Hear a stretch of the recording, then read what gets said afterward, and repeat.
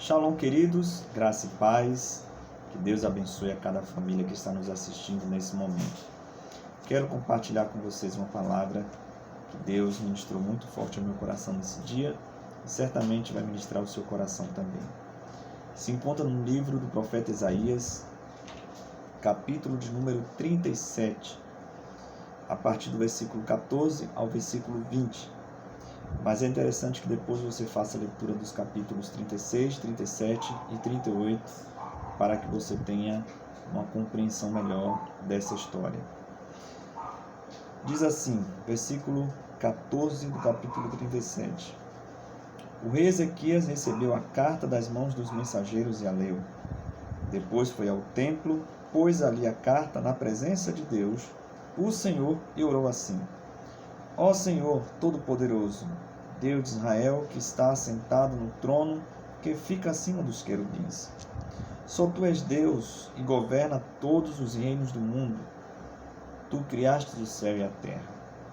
Ó Senhor, olha para o que está acontecendo com a gente. Escuta todas as coisas que Senaqueribe está dizendo a fim de insultar a Ti, o Deus vivo. Todos nós sabemos, ó Deus, que os reis da Síria destruíram muitas nações, arrasaram as suas terras e queimaram os seus deuses, que não eram deuses de verdade, sim imagens de madeira e de pedra, feitas por mãos humanas. Agora, ó Senhor, nosso Deus, salva-nos dos assírios, a fim de que todas as nações do mundo fiquem sabendo que só Tu, ó Senhor, és Deus. Esta aqui é a oração de quem sabe discernir a direção para onde Satanás aponta os seus dados. Senaqueribe era rei da Síria e Ezequias era rei de Judá. Ezequias recebe uma carta das mãos dos mensageiros de Senaqueribe e no conteúdo dessa carta havia uma afronta dizendo exatamente que Deus não iria livrar a Judá das mãos dos assírios. E Senaqueribe ele foi tão enfático em dizer que Deus não livraria, porque os assírios ele vinham numa sucessão de vitórias, conquistaram muitas terras, destruíram muitos reinos, e então isso levou a ele ter um pensamento, a arrogância subiu seu coração e ele achou que com Judá seria a mesma coisa.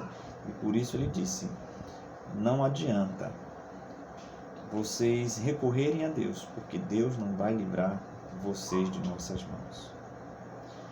Rei Ezequias, ao receber a carta e ao ler a carta, ele vai ao templo, apresenta aquela carta no altar, diante da presença do Senhor, e então ele faz a sua oração. E é interessante que a sua oração ele começa exatamente reconhecendo que Deus ainda era o mesmo Deus que está sentado no trono acima dos querubins, que era o Deus criador dos céus e da terra, o Deus que governa todos os reinos. Ele reconhecia que Deus ainda é Deus. E no meio da sua oração ele diz: olha, Senhor, a afronta que Senaqueribe fez para mim, na verdade não é para mim, foi para o Senhor. Ele não insultou a mim, ele insultou o Senhor. Então veja o que eles estão fazendo com a gente. Ouça, Senhor, as ameaças que ele fazem contra ti, e mostre para ele, a fim de que todas as nações da terra saibam que só o Senhor é Deus. Então esse é um modelo de oração de quem sabe discernir a direção para onde Satanás aponta os seus dados. Porque o propósito de Satanás a nos afligir, a afligir a minha vida e a sua vida, é sobretudo para que entremos numa rota de murmuração, de blasfêmia contra Deus. E quando nós blasfemamos, quando a nossa fé ela ela enfraquece, Deus ele não é glorificado, Deus ele não é honrado através de nossas vidas. Quando Satanás ele investiu na vida de Jó, na verdade ele não queria oprimir a Jó, ele não queria acabar com a vida de Jó. Sobretudo ele queria provar que Deus estaria errado, porque Deus tinha uma compreensão de quem era Jó. E Satanás disse, olha, se ele não tiver família, se ele não tiver bem, se ele não tiver saúde, ele vai blasfemar. E Deus aceitou o desafio e provou que Satanás estava errado. E agora, o que é que acontece hoje no nosso meio? O que é que acontece no meio gospel, no meio de muitos crentes, de muitos evangélicos, né? O problema é que muitos estão em guerra, todos nós estamos em guerra, uns em níveis maiores do que outros, todos estão em guerra. Só que tem guerras que elas se tornam muito mais acirradas. E muita gente que está num nível de guerra como este recebem as ameaças do inferno e não sabe redirecionar aquele ataque. Não sabe transferir aquela ameaça para Deus. E se limitam a orar e a pedir a Deus por misericórdia, enquanto se movem debaixo de um sentimento de autopiedade.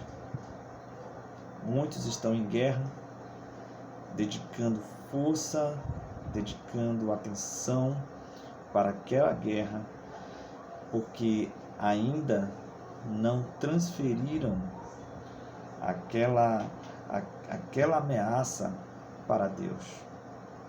Não estou dizendo que você não reconheça que Deus ele está contigo na guerra, mas você ainda não discerniu que aquela ameaça foi sobretudo para que Satanás fizesse com que você blasfemasse, que você reclamasse, murmurasse. E dessa forma Deus não seria glorificado e exaltado na sua vida. Voltando ao texto que nós lemos, lá no versículo 6, o profeta Isaías ele chega para Ezequias e disse, olha, não dê atenção àquilo que Senaqueribe está falando, não dê atenção ao que os assírios estão falando, né? Não deixe que os assírios te assustem. E certamente é isso que Deus está falando também aos nossos corações. Não deixe que as ameaças, que o tom de ameaça, de arrogância do inimigo te assuste.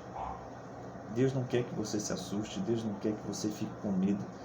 Deus quer que você tão somente permaneça na posição e redirecione essa ameaça para Ele, porque a guerra é dele, Ele é o nosso general. E lá já no final do capítulo 37, o profeta Ezequias, né, lá a partir do versículo 21 do capítulo 37, o profeta Isaías ele entrega uma mensagem para o rei Ezequias, né? É interessante que Deus ele responde, né? Respondeu a oração que o rei Ezequias tinha feito no templo.